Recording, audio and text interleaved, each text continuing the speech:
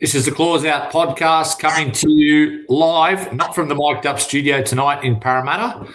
The boys are all sitting at home. Our producer, our director, as I called him last week, Appy Coruscant, our main man, Daniel Hanna, he's had to attend to a family emergency tonight. So, Dan, we're thinking of you, mate, and we will see you back in the mic'd up studio. This is the Claws Out Podcast coming to you live, not from the mic'd up studio tonight in Parramatta. The boys are all sitting at home. Our producer, our director, as I called him last week, Appy Coruscant, our main man, Daniel Hanna, he's had to attend to a family emergency tonight. So, Dan, we're thinking of you, mate, and we will see you back in the mic'd up studio very shortly. But, Rob, whilst we're on the subject of tributes, obviously a very special weekend in this country, Anzac Day weekend. I think the NRL celebrated it really well. Lots of I think every game was just about sold out. But to all, on behalf of West Tigers TV, to all the Australian and New Zealand soldiers that served and allow us to live this wonderful free life that we do at the moment, I thought our club and our leaders, Benji in particular, celebrated in fine style. Yeah, our club set the tone. The scene at Leichhardt Oval was wonderful. A longer tribute than normal, which I thought was really respectful, and that was done right throughout all the games this weekend. So well done to the whole NRL and all the rugby league teams that got involved. It was a special tribute. And as Benji said, we're absolutely privileged for what we have in our lives, and it's due to all those servicemen and women that have served for Australia and New Zealand. And Rob, it's a really exciting time for West Tigers TV. We've obviously had the Hear Her Roar girls debut over the past couple of weeks, but we're going to be adding some even more content and 2 new signings. Can you tell us what's going to be happening?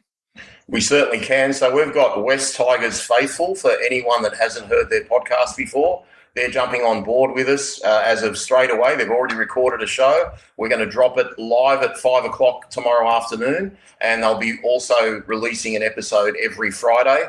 So effectively, West Tigers TV has something for your listening or viewing from Sunday right through to Friday. We'll give you Saturday off to catch up on any of the shows that you've missed. But Jared and Joe do a wonderful job. Give them a listen. There's going to be plenty of pathways covered in that, which is something none of our other podcasts actually do. And we're really excited to have them on board and happy to have them as part of our team. I think it's going to be a wonderful addition to our channel. Awesome stuff. Looking forward to working with you boys. And Rob, Coach's Report will be on shortly after this tonight. It will be. It's going to be an interesting one doing it from home tonight. I'm not quite as prepared as I want to be, but given it went pear-shaped last week and we almost got into fisticuffs and interruptions and totally off topic, and loved every bit of it, loved all your feedback. Should be another exciting show tonight, and looking forward to having Robbie and Adel with me.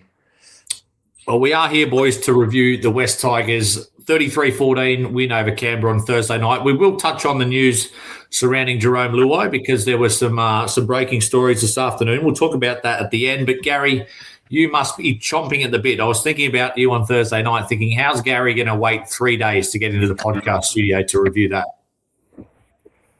Yeah, I've just been walking around all weekend talking to random strangers about the game. Like anyone I can find, I bail them up and speak to them for about half an hour about what happened on Thursday night. Steve, you speak of Leichhardt Oval very fondly, but I don't think I've seen an atmosphere like that on the hill for over a decade. No, mate, it was absolutely heaving at Leichhardt. It was fantastic. And I just thought that the way the crowd got into it, and especially doing the Raiders clap at the end of the game, and I think there was a chant, but like the commentators, I couldn't work out what was being said. But something of note about Leichhardt Oval, a few weeks ago now, Brent Reid was on NRL 360. He was absolutely giving it to Leichhardt Oval, how it's behind the times, a terrible place. So I actually contacted him and made him an offer and said, I'll offer to bring him to the game, go to the Orange Grove Hotel before the game, walk down to the game together, sit and watch the game. Now, he's agreed to that. And when he first agreed to do it, I thought, he'll do it for a minute and then he'll say yes and then he'll cancel. But he's actually mentioned it twice on Triple M that he's coming to the next game at Leichhardt with a fan, which is me. So we're going to try to actually videotape that and put it on West Tigers TV and give Brent Reid a Leichhardt experience and change his opinion. 100%. Rob, well, if I'm not wrong, that will be the last game at Leichhardt until 2028 against the Gold Coast Titans. I think it's in about 6 or 7 rounds' time. But they were pretty some of those scenes on the hill after the Royce Hunt try, you just don't see them in Australian sport. I was trying to think of another ground you might see it in AFL or Union or League, but with the hill, literally people bouncing up and down, like it's pretty iconic. From a crowd perspective, Eddie, that hill carried the rest of the ground. Some of the chants weren't getting started properly in the grandstand, but that hill, the only other thing better than that hill was our rugby league team on Thursday night. They were magnificent. They set the tone. They were rowdy. As you know, you said, we know the chant that not everyone's proud of. I thought the Viking clap was absolutely hilarious, given what Canberra's done to us over the years, not only as West Tigers, but Balmain fans. This ground goes back to the 1930s, so there's plenty of history there. But it was one of those nights where even though I had a lovely, comfortable seat next to Gary, I actually wished I was on the hill because that place was absolutely rocking, and it was all because of them. I got a long memory, Tigers fans, Gary, and I've read some of the Instagram comments. Oh, the Tigers fans are getting really chirpy. They think they've won the grand final, but you know, we've been down and out for 15 or 20 years and we've been the butt of all jokes. So I say, go for your life, all Tigers fans. And all those chants, Rob, I was proud of all of them, about Ashley Klein, about Canberra. I thought fair game. Yeah, and I particularly enjoyed the one that I did that started at the end, which Gary was a part of with me. We saw our mate Gus Gould on the sideline, so we started doing a creamy chant, about 50 or 100 of us. He was quite – he didn't dare turn around, but, we kind of had a lot of fun with it. Just a fun night, guys. Where it's all harmless fun. I mean, the FU chants, they're not good, but, I mean, they're funny, like – Let the crowd enjoy themselves. Second last game ever till it gets revamped. I'm all for that sort of atmosphere. Gary, you're like a Tiger moment. Yeah, my like a Tiger moment. We briefly mentioned it a moment ago. I'm going something a little bit different this week. I think the platform that our forwards have laid has been exceptional this year. So I'm going to go for that Royce Hunt try because not only was it a prop forward stepping a fullback to score. We had a prop forward who was at hooker at that point. Sione, the biggest hooker in the world, was playing hooker and was at dummy half. He passed it to Twal, who is a middle but plays like a prop, who then threw the short ball for Royce Hunt, who busted through. And then he actually had Pole outside him in support. So for me, seeing those forwards get that reward of creating that play and being the only ones involved in that play, I thought was fantastic. So that's my like a Tiger moment, a little bit of a different one. What about you, Steve? My like a Tiger moment was the first 10 minutes of the second half because we were on top of that game, and then unfortunately due to the sin binning, Canberra sort of stormed back into the game, the second part of the first half. Then we come out after half time and we put the game to bed. We scored 2 tries in that first 10 minutes. One was beautiful left side shape. The other was just an amazing ball from Samuela. And to me, that first 10 minutes just said everything about the West Tigers season. Rob? Steve, I'm going to go further with your like a Tiger moment. I'm actually going to tweak it and call it the like a Tiger moment because this is our 2026. It's like a Tiger 2026. It was our whole second half. You think about our halftime. We were sitting 4-2. We'd come off a heartbreaking 1-point loss to the Brisbane Broncos. We're on a 5-day backup. We got out to a 10-point lead after roughly 25 minutes, and then Canberra took over. And at halftime, you're thinking, I'm so proud of what our team's done this year, but we're really going to find out what our team's made of this year. And boy, did we find it out in that second half. We dominated them. I think it was 23-0 in the second half. So anyone that thinks that those first 6 games we played were a fluke, and I'm with you, Eddie, we've got to start enjoying these moments. Everyone says, we've achieved nothing. Sure, we've achieved nothing, but, we could make the finals and lose first week and the season over, or we could make the finals and win a game or two and we celebrate 1 or 2 of those wins. Why can't we celebrate the next few months? Every win is a blessing. We've accomplished more in this season than we have in a couple of other previous seasons in total. So I just think what our team did in that second half was absolutely inspirational. I'm with the club. We've only won 5 games. But I think that showed a lot about the character and the resilience and all that talk we've been hearing about. It's really coming to fruition now. And there will be bumps along the way. But, mate, they want all our hearts, and to do what they did in such a dominant fashion, that's like a Tiger 2026. Gary, I'm going to give my own Like a Tiger moment, and it sounds like I'm going to give us a plug, which I am. But over the last few weeks, the preview show, I don't know if there's a big crystal ball in there, but Adel came on a couple of weeks ago and basically told us exactly what was going to happen against Newcastle. Junior, making his debut on the preview show last week, said that Adam Dewey would have a field day against Ethan Sanders, which he did. He said he wanted our halves to play both sides, and we saw them combine for a try. He said the Canberra defence was very fragile all over the park, but particularly in the middle with Tom Starling, who he singled out, who missed 9 tackles, and he said we are morals to win by 13 plus. Yeah, absolutely nailed it. And that big one for me is the halves playing both sides. I think we saw it more than we've seen it at all this season on Thursday night. And I actually thought Adam Dewey looked at his best when Luai got into that first receiver role quite a number of times during that game and was playing that halfback role and actually going into the line and creating the space out the back. I thought it was outstanding. We really haven't seen Luai doing enough of that, but that's how he becomes that leader of our team. That's how he becomes the guy that we rely on, and that's how he becomes the guy worth the money that we're paying him. Steve, your overall takeaway on the game? Well, I suppose it was best summed up. I was just thinking then, as Rob was talking about the second half, I suppose in the back of my mind, right there in the depths of my thinking, I've been sort of wondering whether the wheels will fall off, wondering if there's a bad performance coming. Is there going to be, a letdown? And you know what? I'm now just 100% convinced that's not going to happen. Like, we're not going to win every game, but I reckon we're going to be in most games. I reckon we're going to win more than our fair share, and we're definitely going to make the 8. We'll possibly make the 4. And I'll give another prediction. I reckon the next 3 weeks, I just saw something pop up in the chat that we're going to find it hard without Appy next 3 weeks.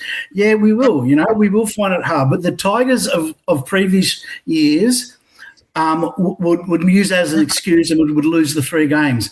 I guarantee you we will make a fist of all 3 games and we'll win 2 of them, even without Appy, because we're not just dependent on one bloke. We're such a good side now. It's fair sample size, Rob, now, isn't it? 7 games. Like, we're getting used to this. It's a statistical domination. Even the 2 games we lost, I think we won the stats convincingly. And Adel's spoken about before, we're dominating completion and possession, and that's not a fluke, the style of play we're playing. Again, on Thursday night, we ran for over 400 more metres, and that's a really repeatable way to win games. Well, take it this way, guys. There are 16 other teams in the comp. When we play Cronulla, we've played half the comp. So I think we're a pretty good team already. It's not like, you've got to wait for this block of games you play, or let's see how we go the next 3 weeks or 4 weeks or 5 weeks. We've played half the comp almost, and we've won 5 out of 7. And let's be honest, maybe we're a little bit biased. I think we could have won all 7, and we could have even led all 7 at half time. So we're going great. We'll toe the party line, as I keep saying. We haven't achieved anything yet. But as Gary mentions a lot, we're competitive in every game, and we can go to games now believing we can win no matter who we play. And there's going to be days where we have off days. They're human, but I think we're good. I really do. I think we're a really good team, and I'm noticing the teams like Penrith, Brisbane, especially the way they defended against us, the way Souths are defending and the way we're defending, everything's built on defence, and everyone carries on about how poor our attack is. We're attacking with our defence. We're attacking with our line speed. So I think when you build your foundations off defence, crikey, you just got to watch Penrith today for the first 15 minutes. They didn't look like they knew each other in the red zone, but they piled on that pressure and they ended up scoring over 40 points again. And nothing off block shape or anything special. So I think we're trying to model ourselves on Penrith, and there's plenty of good things to look forward to. Yeah, I think that's a great point, Rob. Like, everyone out there is talking about our attack. I'm talking about the commentators, and they're saying that we're playing Benji ball. And we scored 33 points, but it's our defence, man. I've never seen West Tigers defence like it. It is just, we are smashing teams.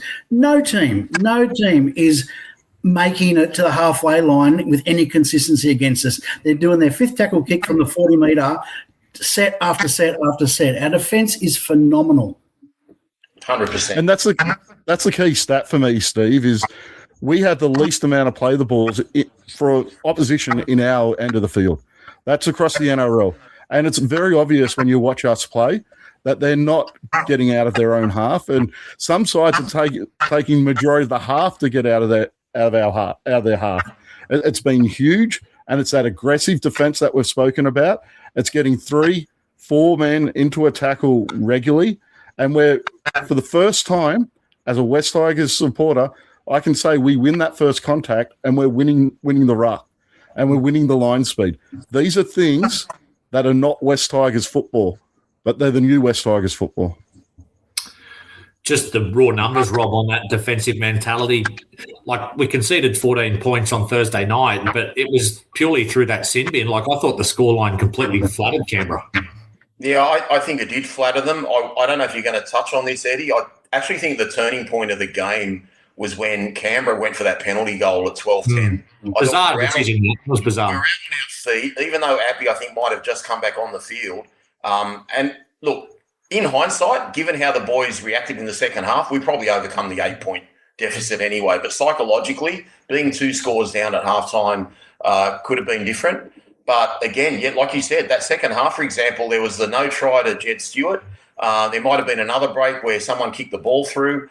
And that was pretty much it. They never really looked like scoring other than those 2 opportunities in the second half, which it's extra amazing given the 5-day backup. It really is. Almost got our strongest defensive team out there on Thursday night, Gary, having Luai and Taylor May back on that left edge and then having Stafford Toa on the right edge. I thought whatever Canberra threw at them, they handled easily. Yeah, who I thought it actually helped a lot was Luke playing out on that wing. Having Taylor inside him, who's a strong defender, Luai inside him, who is a strong defender, but not only a strong defender, an excellent talker in defence and is able to identify shape and what the opposition's throwing at you really early. That made a massive difference for Luke and his defensive issues he's had. And he made some really good decisions the other night based off those guys being around him, in my opinion. So it's great to get those guys back. Our defence is what's winning games at the moment. Steve, there wasn't a whole lot of controversy in the game, but, I mean, Ashley Klein, I didn't think he really gave us much. I suppose, you know, with the Appy sin binning, it was the right decision because he ends up with 3 weeks. But your thoughts on that at the time? I thought Canberra milked him fairly well. The guy, I don't think, was injured, but stayed down and got 10 minutes in the bin. Look, for the letter of the law, the way it's been officiated at the moment, it was the correct ruling, and the 3 weeks has come because there's loading or he's had a couple of fines. He was carrying points or something. I don't know how they work it out. But seriously, like I'm with Benji Marshall, and what's he supposed to do? How's he supposed to make that tackle? Like seriously, what part of the body are defenders supposed to hit these days? Because if you hit the chest and bounce up into the head, right, you're going to go for hitting the head of the opponent. If you slide down the legs and then land on the legs, you're going to go for that as well. It's becoming ridiculous. I understand what it's all about. I understand player welfare, and we've got to protect player welfare, and I think the NRL protect itself from litigation, which I think is part of it. But it's just getting to the point where we're playing touch footy or we're playing, tag, because it's the contact. It's just too easy now for contact to go wrong and for you to suffer.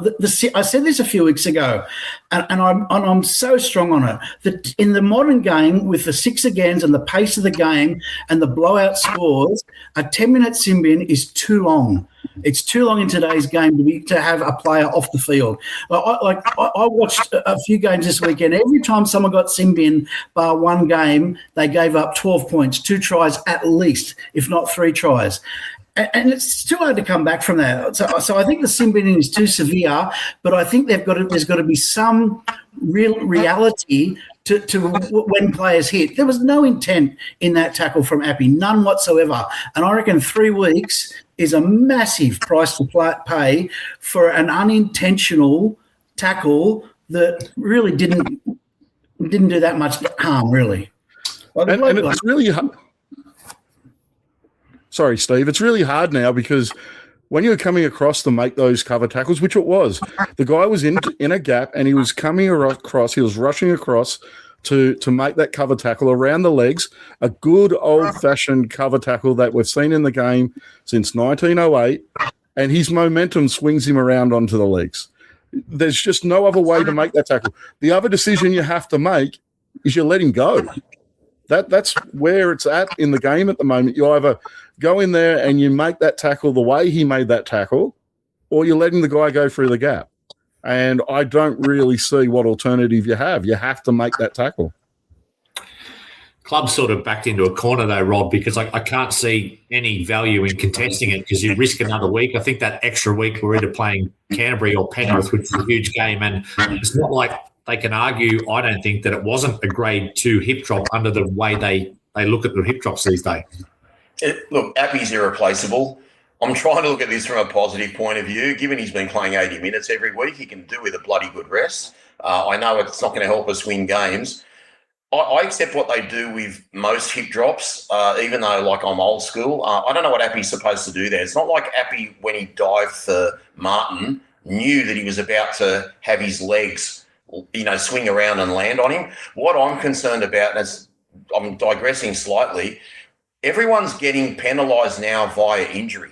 I saw Thomas Flegler headbutt accidentally a New Zealand player yesterday. He's off in the bin for 10 minutes. As soon as someone is injured now, Eddie, they're in the bin, whether it's an illegal tackle or an accident or whatever the case may be. So if everything's going to be deemed based on injury, we've got a problem going forward as a game.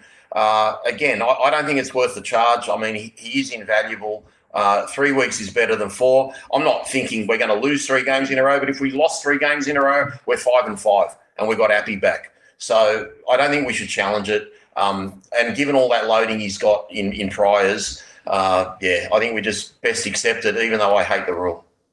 I think Gary, it was his 5th charge this year. So is that a slight concern maybe with playing a guy like Appy for 80 minutes, or is it just the fact that the rules are so geared towards the attack now that it's hard for little guys in the middle that often like to tackle low? But it is a 5th charge because I think it would have only been 2 weeks if he didn't have all those priors.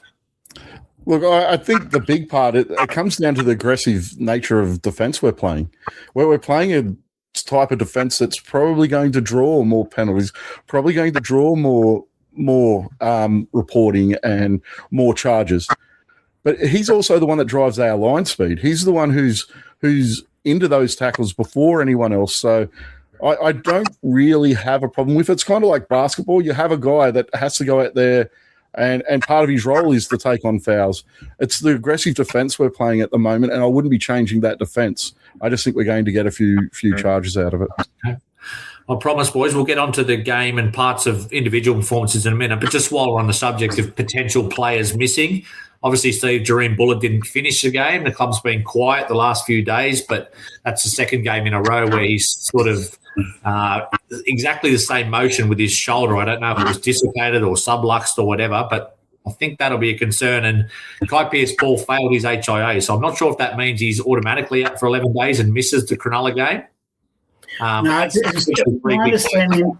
I can see Rob there nodding his head. My understanding was it's category 2, so he's ruled out unless he shows, unless he passes some tests that he has to do through the week. And if he passes those tests, he can still be deemed able to play next week. I think that's what I think is the. That's correct. Yeah. As far as Buller goes, look, the thing that concerned me most is that it sort of looked quite innocuous. It wasn't he didn't land heavily on it. It was just sort of like, it was just the positioning. Benji seemed to think he was going to be okay. So whether he's just throwing that out there, I don't know. We'll have to wait till tomorrow, I suppose, see if he's named. The damage was done against the Broncos, guys. It was almost half a chicken wing from whoever that Broncos player was. I don't see him getting suspended. And Buller's a huge part of our puzzle. We need him every week. Go on, Gary. Yeah, I was just going to say he went into that game heavily strapped with that shoulder. So it was an issue from the previous week. If possibly they strap it up and they keep going, hopefully it doesn't get to the point where it needs surgery, because if you're looking at surgery, then you're looking at 3 to 3 months out. So hopefully it's something he can play through for the rest of the season. We saw Benji do that a couple of times during his career. But to me, it looked like it was a dislocation. And it looked like as he got around behind the goalpost, they didn't get it in until he was halfway back to the bench. So he was in quite a bit of pain until he kind of got behind the goalpost on the return trip to the bench. We'll obviously know by the time we do our preview on Tuesday, Steve, but let's say Jareem is out and Appy is already ruled out. What are you doing at 1 and 9 for the Sharks?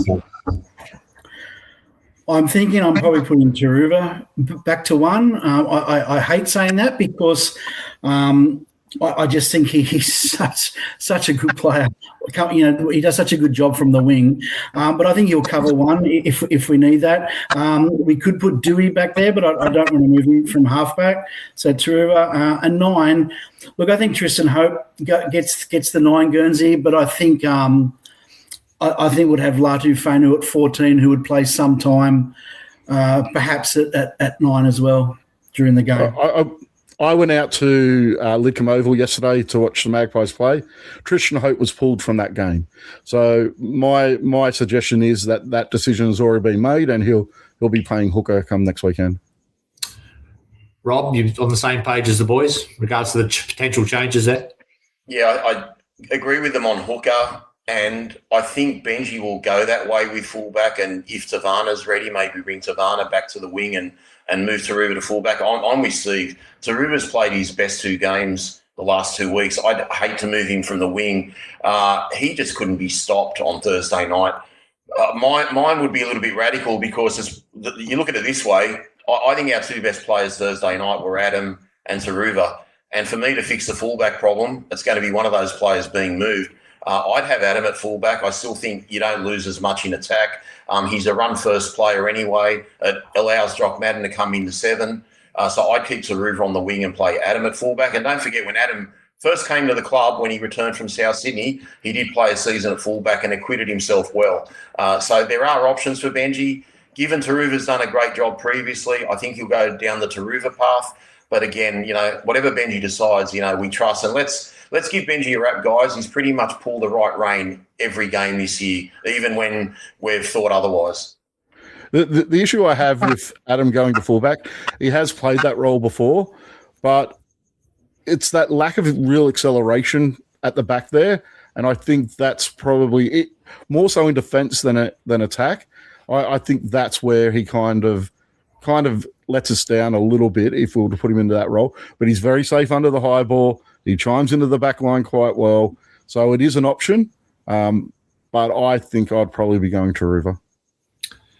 Steve, it did put a dampener, for me at least, on Thursday night's win, having Appy out for 3 weeks and potentially Jareem out. But we have faced adversity already this year. Like, it wasn't long ago that we were 1-1, and I think Adam and Jerome both didn't finish the South game, and we all thought, the sky was going to fall in, or I did at least, and we won our next 3 games. So next man up mentality again. I mean, it's probably the ultimate test with Appy out, with Tristan Hope, but who's to say they can't lift again?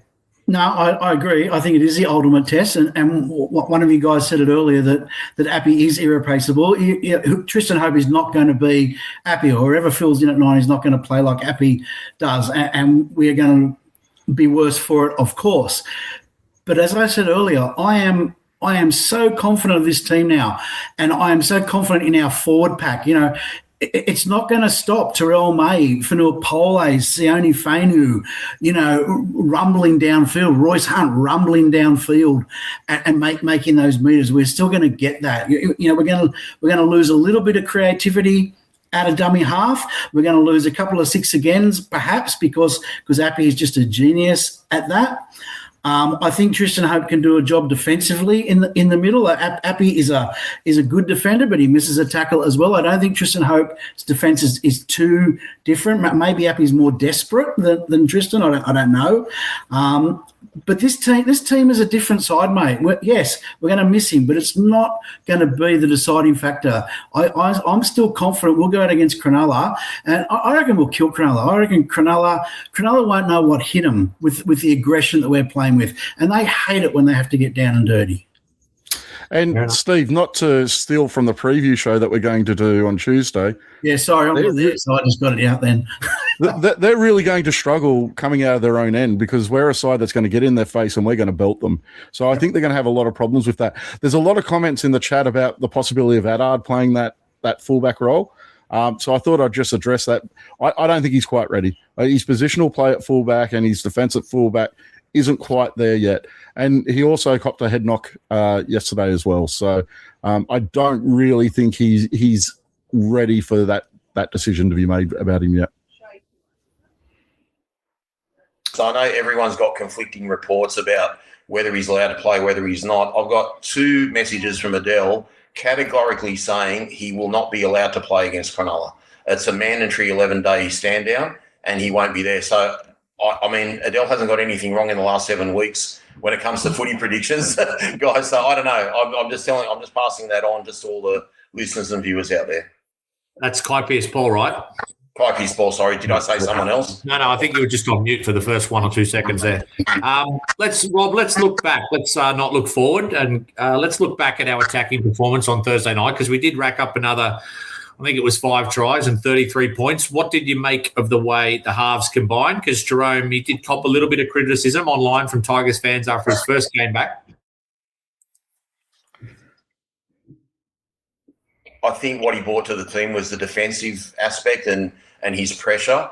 What I think is interesting is we scored a lot of tries from the red zone, but it still looked a bit clunky and it was more, how can I describe it? Just the fact that we've got some talented individuals that made things happen as opposed to it being crisp backline plays. I also thought Appy Coruscant, which we'll touch with Adel, I thought Appy Coruscant saved our bacon quite a few times. The first try came off a last tackle play where nothing was happening and, you know, he got a kick that landed on the fat part of the ball, which was wonderful. Like, we don't get those sort of bounces. And I think he saved another couple of situations later in the game where we'd had a couple of bad sets. But, again, it was their first game back since the Cowboys, not the Souths game, I should say.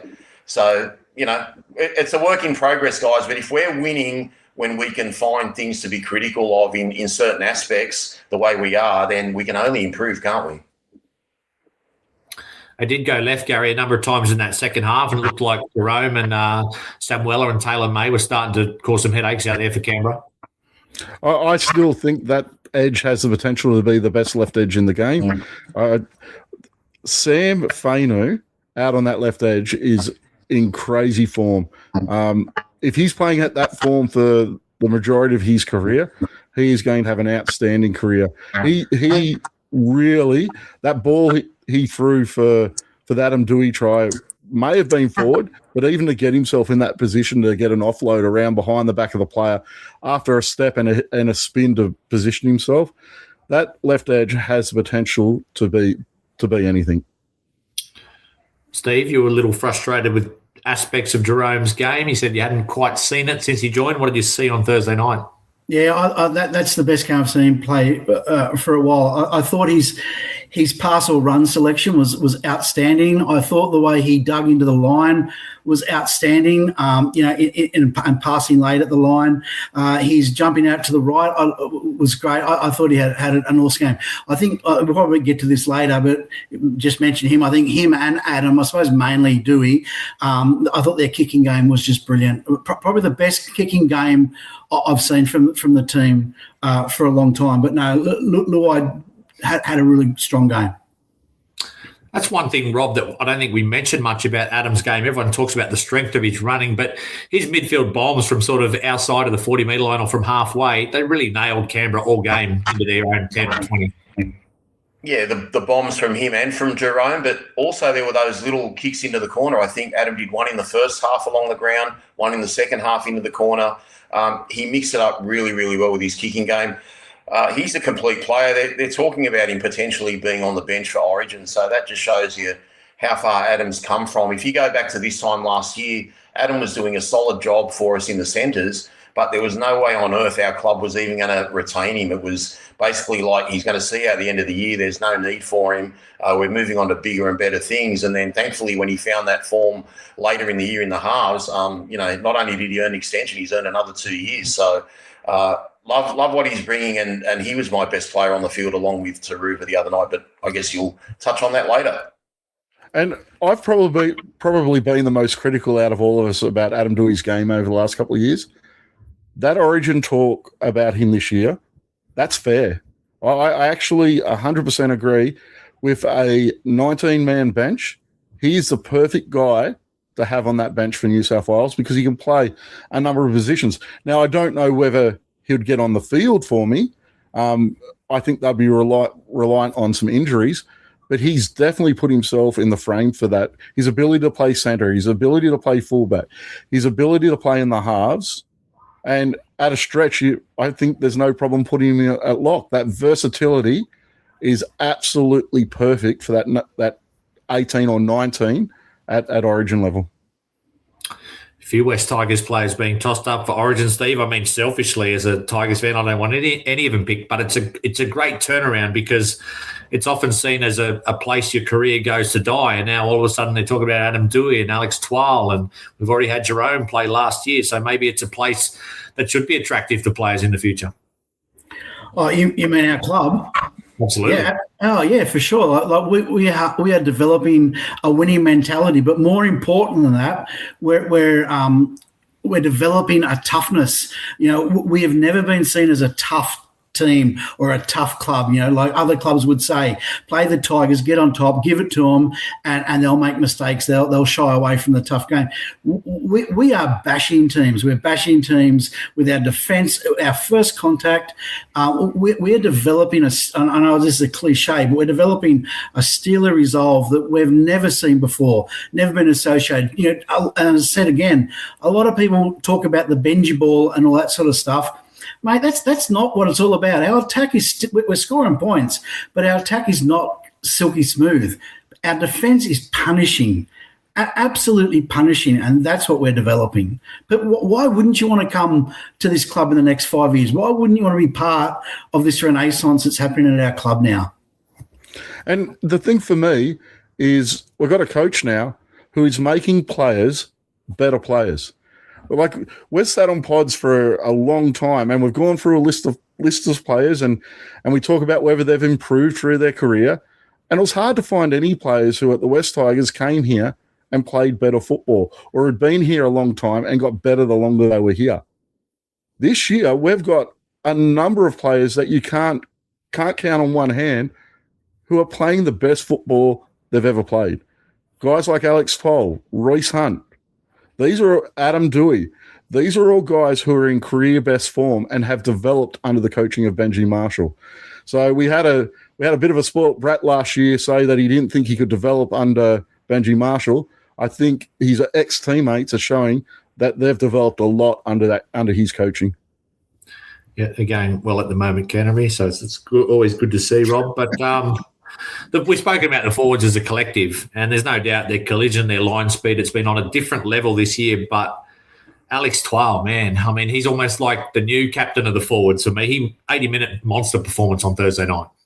Well, that's one person that has improved. And again, it's not just the fitness levels, because sure, he's stronger and he can run faster and all that sort of thing, make more tackles, but it's that finesse before the line. It's the around the corner passes. It's the offloads.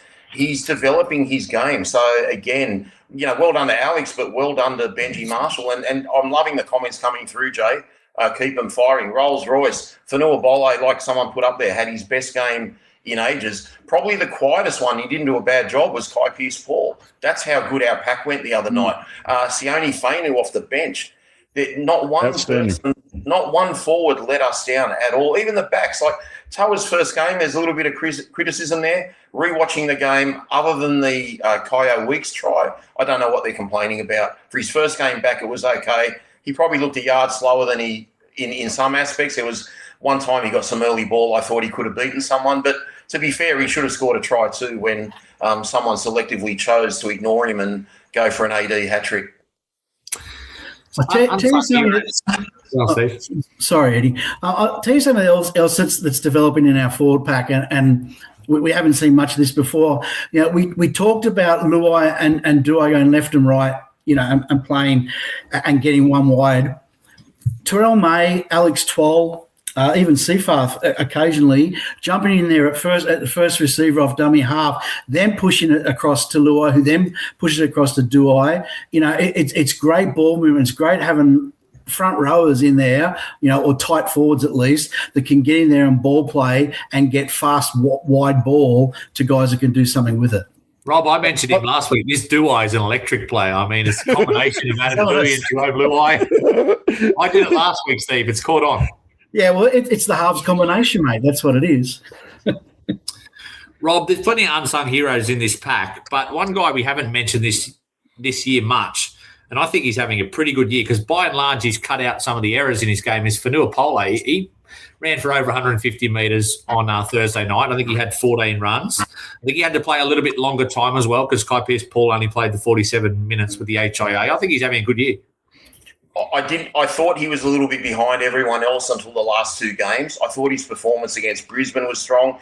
I loved his performance Thursday night. And the thing I love best about his performance on Thursday night, watch his last 10 minutes. He finished that game so strongly. Like, if he was a horse, you're backing him next start, Eddie, wherever you put him. So really good to see. He's cutting out the errors. He's working hard.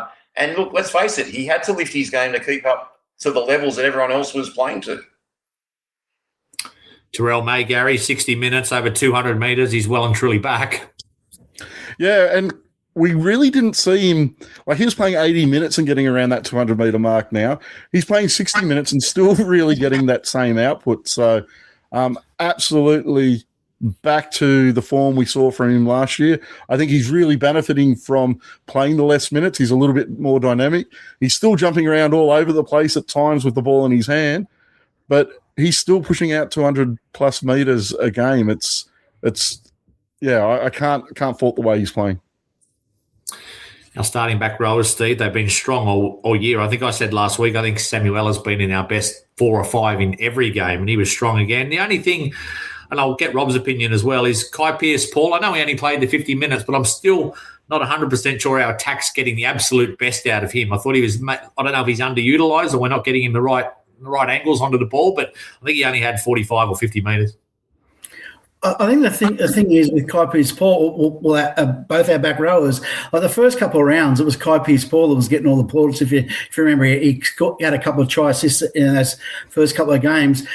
Then as the season's developing, we're going left more often, and Samuela is just in magic form, so why wouldn't you be going left? But I think the difficulty with Kai Pearce-Paul is like Adam Dewey will run first out to the right, so that sort of minimises the amount of time he gets with the ball. And also Stafford's coming back. I think when Stafford gets a couple of games under his belt and they start to form a combination, maybe the ball will go there more often, because I think Kai Pearce-Paul with an offload to Stafford could be pretty dynamic.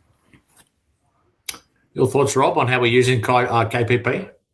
I think I said last week or the week before that I didn't think we were using him enough. But look, he did get an early ball that was like where he ran an outline. And didn't, there was some really good Canberra defence. I haven't seen the stats. I actually even got the stats with me for the Adel show. But if he's only run 40 or 50 metres, that's quite low by his count. Normally we turn him underneath and he hits up, but he does try and do a lot of our hit ups from our own end as well. Look, it's good that it's not reliant on one forward every week. And if you don't mind, Eddie, I just want to touch back on Terrell May. That start to the game he had Thursday night set the tone for the whole game. The first 10 or 15 minutes, he set everything up. He dived on a loose ball, I think from a loose pass. It was from the Canberra centre that can't tackle. I've forgotten his name, Timoko. Okay, and then he was running hard. He was in everything. He's really coming out hungry and showing the rest of the forward pack what needs to be done. Like, I know Twal's playing great for 80 or 70 minutes or so, but he played 80 on Thursday. Yeah, well, Terrell May is playing unbelievably well, and anyone that wants to rewatch that game, just watch him for the first 15 or 20 minutes. He was an absolute machine.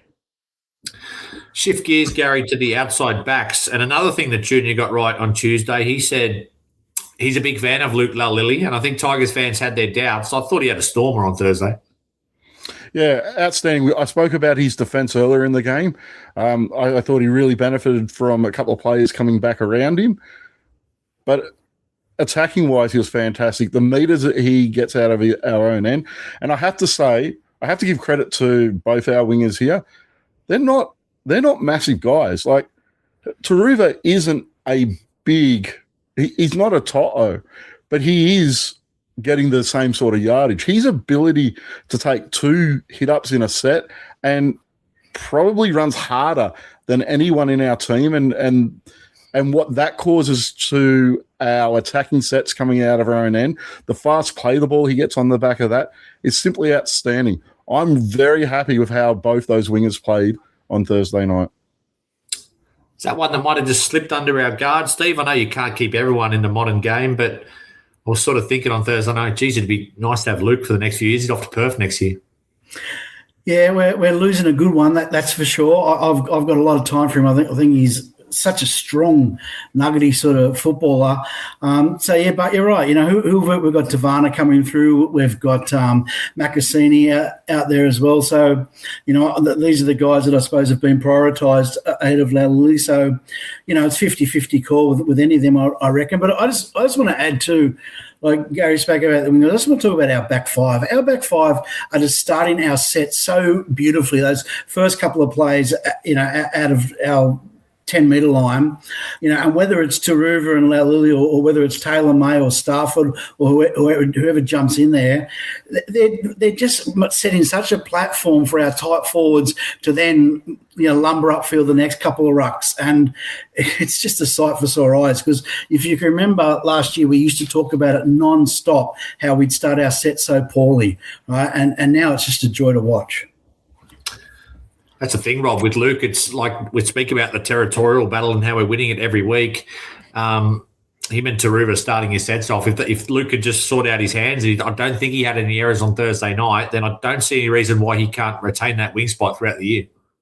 Yeah, look, I have not been sold on Luke Laulili at all, and he smashed a dozen eggs on my face Thursday night. That was easily his best game for the club.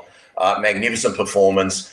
And it's not just, you know, it's easy to say, oh, well, he scored a try and there might not have been much to do. I think he put a shot on someone 5 minutes into the second half. I can't remember who it was, where he jammed in and absolutely creamed him. And the tackle before that, Adam Dewey had creamed someone else working their way back to the middle of the field. This is some really exciting stuff, guys. I was happy for Luke to leave the club, given what I'd seen. And he was just, it's not that he couldn't do good things. There were just too many rocks with those diamonds. That was the most complete performance he's had from the club. Full marks to him. Mate, I've got egg everywhere from Royce Hunt, from Luke Laulili. These guys have turned it around. It's great to see. And again, all the credit goes to those boys and to Benji Marshall and the coaching team. They're doing an outstanding job. They'll keep telling me we haven't achieved anything yet. Keep the talk up, boys. I love it. Gary, we mentioned Tito a couple of times tonight, but I just want to mention him again because I think he's one of the best wingers in the NRL, and the swagger and the energy and the connection that this team has, I think, like, he's not probably going to get a mention as our best signing ever, but I think he's up there. He's up there with one of the best wingers we've had at our club already. And we've had some really good wingers, but I rate him as high as any of them. You are right about that swagger he brings to the club. We saw him after the game as well. I saw that. Yeah, he's very, very chirpy, and I like that about him. I loved how Sam jumped into that situation as well. But we saw that video last year, the preseason video from the camp they did, and we saw the conversation Benji had with Taruva about he's a leader of this club, and it almost was like he didn't realise that at the time. But he is a true leader of this club, and you don't say it very often about wingers. He's a cultural leader at our club, but he's also a leader on the field. We've mentioned it enough already tonight, but his work coming out of our own end is as good as anyone in the competition. And it's not just getting meters. It's not just padding stats. He hits that line with impact. And you'll see at some point soon, he's going to do one of those hit-ups and he's just going to come clear straight through the other side because he just hits that line so hard. Steve, Stafford's return, I thought most of the attacking ball probably went left on the night, but I thought defensively he was strong. Yeah, he didn't do anything wrong, Stafford. I didn't look at Stafford's stats. I don't know if he missed any tackles or not, but I don't remember him being caught out at all. So, yeah, he had a solid first game. I don't think you can expect, we said the same thing about Luai the week before, coming back from an extended layoff. He'll just get stronger. I like Stafford. I hope he gets back to the form we've seen before, and I hope he can, get into that consistent effort sort of attitude that we've got at the club now, because that's what's let him down in the past, playing well consistently, and that's where he's got to look now. But, he's got the talent, that's for sure. Before we do our 3-2-1, boys, you might have already probably told us yours, Rob, but areas to improve or any negatives out of the game? Yeah, I've got one negative, but before I get on to that negative, I just want to go on something Steve said, because he just reminded me of something I saw Thursday night after the game. I haven't written the stats down, but I remember seeing this. Our back three had 492 metres combined, our back three. That's absolutely huge. The negative, it's going to go to our best two players on the field, okay? It's Taruva and Tadui, and I'm going to explain what it is. We had a 12-point lead. Adam Dewey runs the ball in the last tackle and throws a magnificent cutout pass to Taruva, who flies down the sideline, okay, and he's got Stafford Toa just inside him, so Taruva needs to give it to Toa, and we score. And I'm not really too harsh on Adam because he probably didn't have too much time, but he also had Buller to his left when he did receive that. Why I'm being harsh on that, guys, is Canberra nearly scored twice after it, okay? Jed Stewart nearly scored in the corner. If they kick the goal, it's back to 6. There was another break they made. We need to put teams totally to bed when we got the chance, and I thought it was actually a little bit arrogant of Taruva to do that. And I'm saying that, and I'm also saying it's the best game he's ever had for the club. Okay, but I think we've got to ice moments, Gary. Yeah, we do need ice moments, but that arrogance that Taruva has is exactly what we we're just talking about, why he's such an integral part of our team and why he's so important to us. So you kind of can't have one without the other. He does need to be better in that situation and make a better choice, but I don't want him to lose any of that arrogance, because I think that arrogance is driving our club forward. Eddie, I just wanted to make one more comment, and I know you said negatives. I just want to mention one more positive that we haven't spoken about, and that's Taylor May's decision-making. Like, his decision-making in defence and attack is just exceptional. It's elite, right? I reckon he holds that left edge defence together, actually, Taylor May. But it's his attack. Like, when he's got the ball, sometimes we'll shift diagonally sideways too much if we haven't dug in. Every single time he makes the right choice. He goes to ground. He doesn't throw the pass, to push us close to the sideline. He takes a sensible option, which allows us to set up play for the next ruck. And I think sometimes that goes unnoticed. He's a really smart footballer out on that edge. Absolutely. I saw a little quirky stat about him. He's only played 10 games for the club, and I think 4 of them have been at Leichhardt Oval. I'm not sure if he's scored in every game at Leichhardt, but he's definitely enjoyed his time so far at Leichhardt Oval. Rob, you mentioned you thought Adam and Taruva were our best two. What's your 3-2-1 in order? Oh, I have to give it to Adam because, he was involved in absolutely everything, from a point-scoring point of view. I think Taruva too, as I said, but I'll go the 1 point. It's a photo finish, but I'm actually going to go Samuela this week because I'm very, Appy biased perhaps. But that said, I mentioned it earlier, Appy saves situations that people don't take notice of, getting that forced drop out, or when a set's going nowhere, he seems to save it. But Samuela Fainu, we say it every week, guys, like it's almost getting repetitive. He's great off the bomb. He's great with an offload. That pass to Adam Dewey and the pickup from Adam too, by the way, which was, low. It was very much, like Paddy Richards picking up a low flick pass from Benji Marshall. They can't be underrated as well. But, yeah, he would look out of place in an Origin jersey too. But, again, I don't want to see him playing Origin. But I just call him the mirror image of Ola Kawadu right now. and I just laugh to think that Manly could have had Ola Kawadu and Samuela Fainu on either side of the ruck. Imagine that tandem. Gary, I thought there was no way watching it live, and it can be hard on the hill when you've got people jumping all over you, but I thought there was no way that ball wasn't forward. But then when I looked at Samuel around the corner to Adam Dewey, I thought maybe it did go backwards, and it was just such a freakish pass. Look, to me, it looks like it comes backwards out of the hand. It's a hard one. I don't think there was a really good camera angle of it, and I've mainly only seen it on the small replay screen at Leichhardt Oval and live. So it is a hard one to tell, but if it did go forward, there's been plenty that have gone against us like that, so I don't have an issue with that at all. On Gary, 3, 2, 1. Yep. So I'm not that much different to Rob. I didn't have Adam at number one. I had Taruva. His effort coming out of our own end. It's not very often I'll give it to a winger like that, but I think he gets us on the front foot all the time. I had Adam Dewey for the 2, and for the 1, I'm not going to do an Adel and name 6 players, but you could name 6 players for that 1. You could probably name the rest of the side for that 1 because they were all outstanding. I'm going to go with Alex Toll, just ahead of Sam. I just thought what he's doing at our club, he threw a short ball before the line on Thursday night to set up a try that I haven't seen from him before. He deserves every credit he can get at the moment. Got to be careful having little shots at Adel. He reminds me of Taruba, very combative. You've got to be careful there, Gary. Just loving. Yeah, Steve, what's your 3, 2, 1? I have a shot at everyone.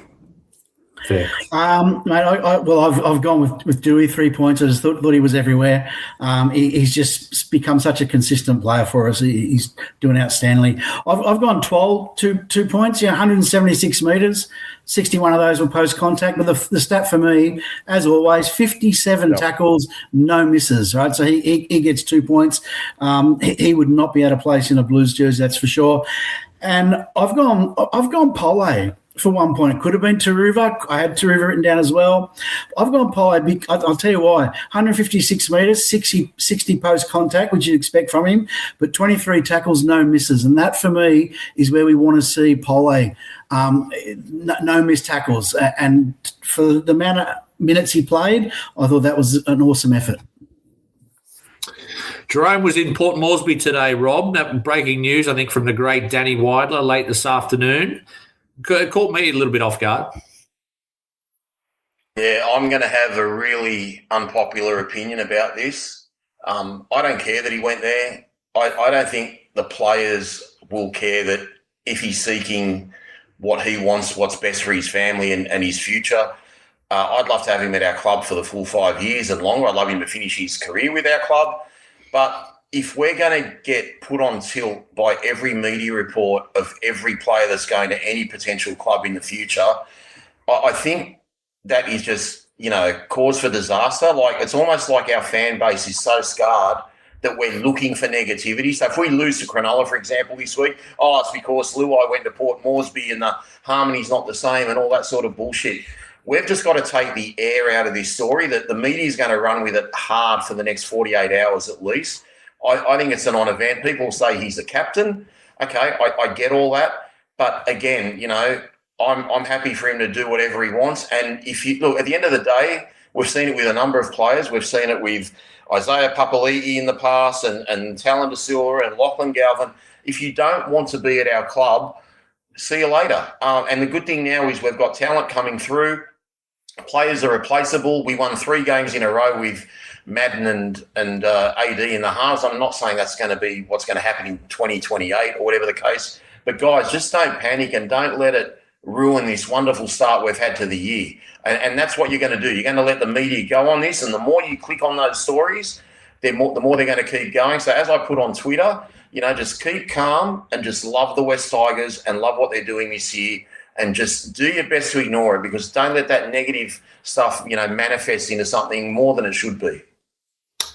Gary, there were just 4 or 5 comments just come up then, and they weren't all flattering towards Jerome. Is there a little bit of an undercurrent from Tigers fans of people who are not 1,000% on board with how Jerome's got all this money and the fact that he's still got the clauses in his contract and now he's in Port Moresby? Or do you think some fans are being a little bit unfair, or does that come with the price tag and being the captain of the club that you leave yourself open to this sort of criticism from some fans online? I think most NRL players are going to cop some criticism from fans at some point. I'm like Rob. I don't have really any issue with him going over there. I actually think I would like to know about it early if he is going to make that decision. It wouldn't have changed anything for me. He will have a 3-year contract here. I would have jumped to the 3-year contract with him. So if he does leave at that time, like, those clauses wouldn't have changed me signing him. So I don't have an issue with that side of it. I think we've got some good young fellas coming through. We've got Javon Andrews, who is developing really nicely in the lower grades. So I think there's options there. But if we know early, it allows us to plan, and we'll know plenty early if he does sign with them. So I'd prefer him to stay. I love what he's doing at our club. I think a lot of the criticism around how he's playing and some of the more harsh versions of that criticism is really unfair. I thought he was outstanding the other night and played. He gets a lot of criticism because he was bought as a halfback and apparently couldn't make that transition as a halfback. A lot of his best plays on Thursday night were playing that halfback role. So those people out there who are giving him a little bit of a hard time, I don't think he will go. Moving your family to Papua New Guinea is a big call for a guy like Jerome. I don't think he's a guy who's going to go over there. He did leave Penrith for money, Gary. I know he can say, he did, but he's still living in Penrith. He's still with his family. Yeah, he's still living in Penrith. He's still living with his family. It's a big decision for a guy at his age with a young family to move them over to Papua New Guinea and live in a resort and kind of live in that kind of bubble that they're going to have over there. So it'll be interesting to see what decision he makes. But I have worries about Holman Barnes Group being involved in decisions moving forward. But I'm quite happy to think that Benji will solve this issue no matter what the outcome is from Jerome. You're a good man to comment on it, Steve. I believe you spent 5 or 6 years living in Port Moresby. Is that right? Not Port Moresby, but I was 5 years in PNG. I was over in West New Britain. But, we flew in and out of Moresby all the time. I've stayed at that Airways resort 100 times, which is next there. I just saw a post come up saying they won't be able to sleep there. This resort is one of the best resorts you've ever seen in your life. Like it's 7-star. It's incredible. So they won't want for anything. But look, I don't have an issue with it. And as long as, and I'm sure this is the case, I'm 99% sure this will be the case, as long as Benji knew and the club knew that this is what he was doing and it wasn't done, in the cloak of darkness. I doubt that'd be the case. If that's what he decides to do, he decides to. I think we're in a great spot moving forward. He's going to be with us this year. He's going to be with us next year, regardless. So, if he goes in 2 years' time and gives these young guys a chance to step up, all the better. All right, boys, I think we'll leave it there. I think Junior and Adel are ready to go off the bench. But, Rob, doing this podcast tonight on Zoom or whatever bloody streaming thing we're on, it made me appreciate how good the studio is and how lucky we are to have Daniel hang out in the studio. You can see my new curtain here in the background. I mean, what a debacle doing it on this is. But West Tigers TV, we're committed to our fans. Eddie, the numbers might be down a little bit given some of the visual aspects of our backgrounds. But, mate, thank you for doing a great job tonight. I know it's hard when you're not in your normal environment. And, again, our thoughts are with Daniel and hope everything works out with that family member that's quite seriously ill. And I'll tell you now, guys, I'm going to say this anyway. I'll embarrass him a little bit. He's been texting me through the show and just saying, you guys are keeping me entertained. I'm loving what you're doing. Like, Daniel is as much a part of our team as anyone, and we wouldn't be who we are without Daniel. So glad everything's looking like it's going to be okay, mate. And we look forward to being back into our comfortable home on Tuesday afternoon to do a preview show. All right, stick around, guys, for Coach's Report, and Tuesday preview will be on at 5 o'clock. Thanks for listening to West Tigers Life Podcast. What a great show. Love that Rob Bichara. Check out all their episodes and content at westtigers.com.au. What great content. Watch Coach's Report with Adel live by joining patreon.com/West's Life. What a great deal. Join their Discord as well. Wow. Fantastic. Please grab that subscribe button by the